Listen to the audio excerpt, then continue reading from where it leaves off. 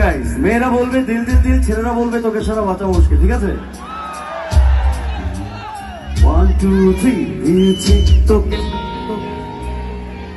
তোকে ছাড়া দিয়েছি তোকে, তোকে ছাড়া। এ থেকে আমরা কি শিখলাম বলেন?